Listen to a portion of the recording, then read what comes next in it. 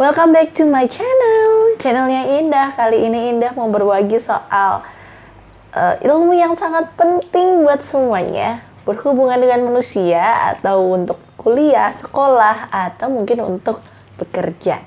Apa ilmunya? Yang penting adalah yang namanya kita berkomunikasi. Berkomunikasi sama orang lain itu ternyata ada tekniknya. Tahu nggak sih, dulu Indah itu yang namanya ngomong di depan orang, itu yang namanya tangan selalu berkeringat dan selalu shaking dan alias grogi banget. Dan akhirnya waktu SMA itu tahun 2013, di 2013, tahun 2012 waktu Indah ikut kelas yang namanya kelas public speaking, English public speaking, but I was entering the wrong class. Jadi aku kira itu emang kelas untuk public speaking aja, untuk bahasa Inggris, apa berlatih conversation. Ternyata itu adalah kelas anak-anak debat. Dan aku tidak ngerti sih. Tapi aku belajar banyak di sana. Waktu itu aku inget banget, kelasnya kecil, small class, cuman ada berlima atau sekitar 8 orang. Dan waktu presentasi, waktu itu sempat kita di videoin gitu. Kita ngomong pakai bahasa Inggris dan harus present sesuatu. Waktu itu Indah inget banget kita mendeskripsikan secara detail entah fungsinya apa dan segala macam mengenai screw. Apa obeng gitu loh, yang screw set gitu. Nah, itu tau nggak, saking yang namanya grogi, tumpah semua bos. Udahlah ya, time flies. Akhirnya pas kapan ya? Abis itu udah masih grogi, kayak confidence-nya jelek banget. Ngomong di depan orang, presentasi ke kelas aja itu kayak maju ke depan kelas tuh kayak takut banget. Abis itu rezeki Indah adalah ikut lomba dan lolos ke nasional. Mau nggak mau yang namanya presentasi di depan orang, Indah harus lancar. Dan akhirnya latihan walaupun waktu presentasi juga dengan keringet dingin semuanya dan ngomong itu nggak lancar banget. Dan akhirnya turns out kita semua dapat peringkat 4 alias nggak bawa pulang piala, but it's okay. Habis itu belajar lagi dan rezeki Indah lagi waktu itu lomba, kepanggil di nasional lagi. Dan waktu itu hampir 1 bulan gitu ya, it's about 3 weeks, iya. Dilatihlah latihan presentasinya itu sama pihak LSM alias orang luar, bukan guru sekolah. Waktu itu latihan presentasi, yang namanya presentasi itu Indah takut banget sampai dimarahin berkali-kali. Indah, come on. Nah, habis itu dari sana Indah kayak ya udah mulai berangsur-angsur, mulai bagus sampailah di titik di kuliah Indah ikut sana sini, aktif sana sini dan beraniin tuh. Waktu itu Indah takut banget ya untuk menunjukkan pendapat Indah gitu. Apa sih? Memukakan pendapat, ya benar. Memukakan pendapat Indah itu takut banget. Dan akhirnya berjalan waktu Indah beraniin dan akhirnya kenal tuh sama senior. Terus akhirnya waktu di organisasi Indah ditunjuk jadi calon presiden, cewek, duanya cowok, dan Indah kalah tetap. Terus malah jadi manajer PR. Manajer PR, public relation, means hubungan sama orang lain dan hubungan sama eksternal dan hubungan ke internal juga harus bagus. Itu titik poin Indah pengen banget jadi bisa berkomunikasi dengan baik gitu. Habis itu waktu di organisasi, selama organisasi Indah terpaksa untuk menghandle semua acara. Nggak semua acara sih, ada beberapa acara yang ngedadak Indah tiba-tiba udah deh jadi MC. Oh, Indah atur acaranya ya, Indah ngomong deh lalalali. Akhirnya di sana Indah terpaksa untuk bisa mengatur yang namanya keadaan dan audiens dan semuanya. MC, Master of Ceremony, means ngomong di depan orang banyak dan harus handling suatu acara. Habis itu di semester 6 di awal 2018 Indah belajarlah public speaking di salah satu broadcasting school. Dari sana Indah belajar tekniknya dari awal dan beberapa teknik radio, dunia peradioan. Ternyata Indah ilmunya nol. Indah benar-benar nggak bisa yang namanya teknik radio waktu itu. Akhirnya Indah ikutlah jadi internship di salah satu radio swasta di Bandung. Jadi DJ kampus karena masih mahasiswa selama 9 bulan, terakhir bulan November di 2018. Dari sana Indah belajar banyak dan akhirnya Indah bisa dibayar ketika nge-MC di beberapa tempat. Ya, udah lama banget sih nggak dapet job MC. But it's okay, I'm enjoy it. Tapi lebih enjoy lagi kalau misalnya sharing. Sharing itu impact-nya banyak banget. Tapi dari sana perjalanannya, itu banyak ilmu yang Indah dapat. Yang pertama adalah ketika kita ngomong di depan orang, awal pertama kali itu pasti menegangkan. Tapi ingat, kalau kita mau pamer nih, okay, I'm wearing this mic, I will show you I'm the best. Nah, itu bakalan jadi nervous sepanjang acara. Kalau misalkan kita mau presentasi nih, gue mau presentasi nih, gue mau jadi yang terbaik. Percaya deh, nanti bakalan jadi, kayak takut gitu. Selama presentasi bakalan takut. Malah jadi nervous, bener-bener nervous. Percaya atau enggak, di tahun 2013 Indah present penelitian Indah di perlombaan di nasional, waktu itu di kementerian, di depan hadapan 10 juri. 10 jurinya ini adalah orang-orang hebat seluruh Indonesia, dari ITB, dari LIPI, dari UI, dari beberapa instansi, dan Indah waktu itu tanpa mic. Indah ngomong lantang dan Indah berdua, tapi yang present Indah aja. Dan itu luar biasa experience-nya Indah. Dan abis itu setelah sampai kuliah kemarin, Indah mengalami beberapa pengalaman, MC, dan segala macam. Akhirnya negosiasi ke orang-orang. Dan sempat juga dikasih kesempatan untuk jadi speaker, baik online ataupun offline. Itu yang bikin Indah belajar banyak.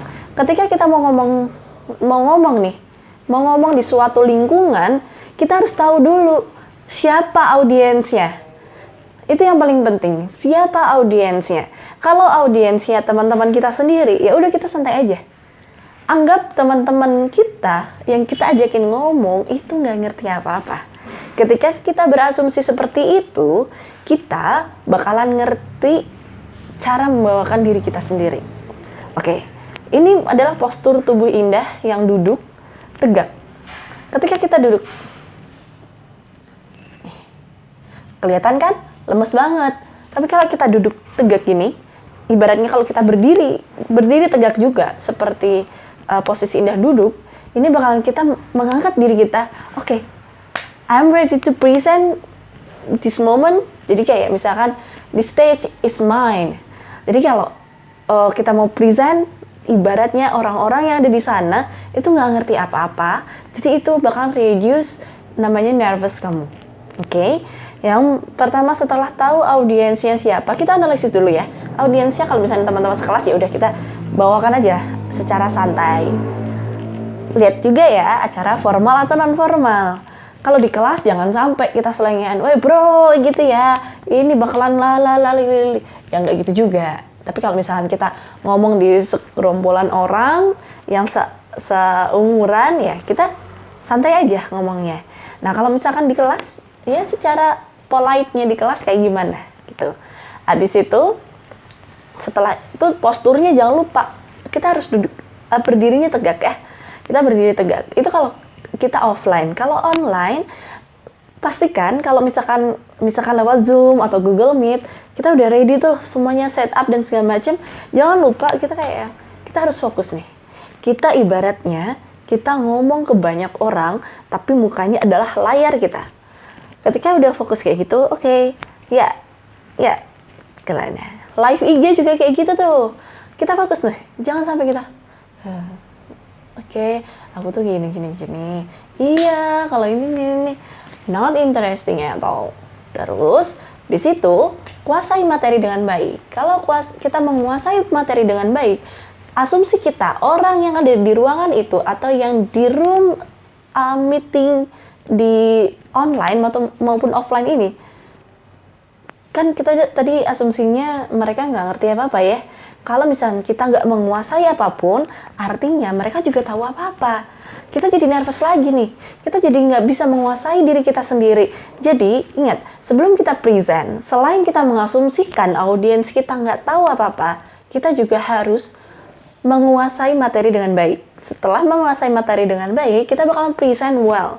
Jadi, oke, mereka nggak tahu apa-apa, gue yang paling tahu di sini, ya udah, let it flow. Kita ngomong, ya selamat siang. Selamat siang semuanya, apa kabar? Indah bakalan menyampaikan pada kesempatan kali ini ya. Tentunya menyampaikan mengenai bisnis, trik, and tips. Ya, itu jelek banget openingnya. Oke, kita ulangin. Oke. Selamat siang semuanya. Apa kabar? Terima kasih telah mengikuti kelas online yang dihadiri beberapa orang ini yang luar biasa. Kesempatan kali ini Indah bakalan sharing ke teman-teman mengenai marketing online.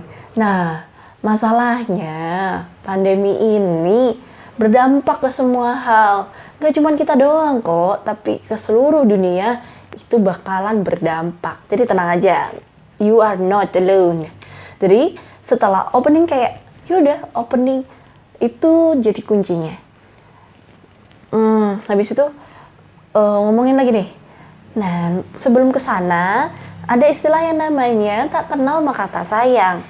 Ayo kita kenalan dulu. Siapa sih Indah? Mungkin teman-teman cuma tahu namanya Indah aja. Tapi Indah mau kenalan lebih jauh ya, biar kita makin sayang. Ini Indah, sedikit profil Indah dan segala macam. Lalalalalalili. Nanti kita bisa share screen atau kita present slide-nya kalau di offline. Nah, itu kayak flow-nya enak. Setelah abis itu, oke. Nggak usah lama-lama, ini teman-teman udah mulai ngantuk nih. Ini kayaknya udah off video dan off microphone. Atau mungkin teman-teman yang ada di belakang sepertinya udah mulai ngantuk. Jadi nggak usah lama-lama, ayo kita langsung ke materi. Nah itu kayak bridging ke materinya juga lebih enak. Langsung ke materi. Materi pertama yaitu Indah mau ngebahas kenapa sih harus marketing online di zaman sekarang yang serba online ini dan segala macam. Itu kayak pembawaannya, selain kita harus mengerti materinya nanti, sebelum masuk ke sana kita harus kenalan dulu. Kita harus mendekatkan audiens. Selain tadi kita menganggap audiens ini nggak ngerti apa-apa, tapi jangan sampai kita ada gap sama audiens. Kita harus mendekatkan diri ke audiens. Makanya kita tahu siapa itu audiens kita tadi. Kita harus tahu ya. Kita harus tahu, makanya kita harus mendekatkan diri. Dengan opening kayak tadi, itu kayak seakan-akan kita mau deket nih. Kita mau deket sama audiensnya. Oke, thanks banget ya. Atau mungkin mau di absen boleh lah. Ini yang hadir udah punya bisnis apa aja? Boleh lah sharing kalau misalkan punya bisnis. Nanti kita sharing-sharing ya, diskusi aja santai. Karena kita bakal sifatnya adalah diskusi. Bukan menggurui, tapi kita mencari ilmu bersama-sama. Mungkin Indah nggak tahu apa-apa mengenai hal yang udah teman-teman ketahui, kasih tahu Indah ya. Dan Indah bakalan share sedikit pengalaman Indah. Nah, biasanya kayak gitu. Kalimat-kalimat bridgingnya diperhatikan. Bridging itu adalah penghubung antara segmen A dan segmen B. Tadi ada segmen pengenalan, terus segmen ke pendekatan, terus segmen ke isinya. Nah itu, intinya kayaknya tadi Indah terlalu random mengurutkannya. Ketika kita mau ngomong di depan umum, mau online atau offline, kita ingat dulu. Yang pertama, kita harus tahu audiensnya siapa dulu. Ketika kita udah tahu audiensnya siapa, kita bisa mengenal mereka lebih dekat ketika acara berlangsung. Yang kedua, anggap semua audiens tidak mengerti apa-apa. Jadi ketika kita presentasi, ketika kita mau menyatakan pendapat, mengutarakan pendapat, kita bisa yakin dengan pendapat kita. Jangan menyampaikan dengan ragu-ragu ya. Kalau kita udah yakin, mereka nggak tahu apa-apa, ya udah katakan dengan gamblang. Yang ketiga, kita ingat, kita latihan dulu nih. Latihan yang namanya bridging, atau penghubung kata-kata, atau segmen-segmennya. Yang pertama tadi pengenalan dan segala macam. Dan yang terakhir adalah kita, jangan lupa kita latihan sama intonasi. Coba bayangin, kalau misalkan intonasinya beda. Oke, terima kasih teman-teman udah datang di acara acara seminar kali ini mengenai marketing online. Makasih ya udah dateng. Terus nanti kita bakalan ada bahas beberapa item. Perhatikan, bedain sama yang ini. Terima kasih teman-teman sudah hadir di acara seminar online marketing yang sekarang teman-teman luar biasa banget menyempatkan waktu untuk mendengarkan Indah sharing. Kali ini Indah mau menyampaikan beberapa hal, tapi sebelum ke sana kita kenalan dulu yuk. Nah, itu ada intonasi dan kita harus memainkan nada suara kita biar enak didengar. Kalau kita flat aja, waduh, itu bakalan membosankan. Oke? Ingat-ingat itu. Nah, abis itu kita selalu ingat-ingat aja, yang namanya pembukaan itu adalah power untuk kesuksesan acara sampai akhir. Ketika the power of opening, kalau misalkan openingnya udah menyebalkan sekali, membosankan sekali, aku mau end. Nah, pasti ada bahkan kayak gitu. Atau enggak, openingnya jelek, maksudnya orang tidur dan orang gak antusias dan akhirnya audiens kemana-mana. Jadi ingat, the power of opening. Dan jangan lupa, ini tips terakhir dari Indah, yaitu practice makes perfect. Sebanyak-banyaknya kamu latihan bakal mengurangi yang namanya kesalahan. Tapi jangan menghafal juga. Pertama-tama dihafalin juga nggak apa-apa. Tapi jangan terlalu textbook ya. Jadi nanti kayak kalau lupa, pas udah nervous, hilang semuanya, nggak bisa ngomong apa-apa. Jadi kalau bisa kita pahami aja. Kita pahami, terus kita latihan. Terus bakalan jadi flow. Acaranya bakalan let it flow. Kita menyampaikan apapun dengan lancar semuanya. Tanpa ada keraguan kita menyampaikan apapun. Pokoknya latihan terus. Kalau misalkan kalian mau menyiapkan sesuatu terus takut dan segala macam, coba aja pakai HP atau di depan kaca kalian tulis dulu nih poin-poin yang mau dipresentasiin. Misalkan mau presentasi ya, mau presentasi atau ngomong di depan orang, poin-poinnya tulis dulu, atau mau semuanya ditulis juga nggak masalah, terus ngomong semuanya di depan kaca sambil baca dulu. Habis itu next pahami tanpa teks.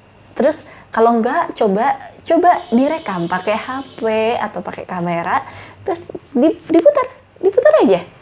Cek, evaluasi kekurangan aku ketika presentasi adalah A, B, C, D, E.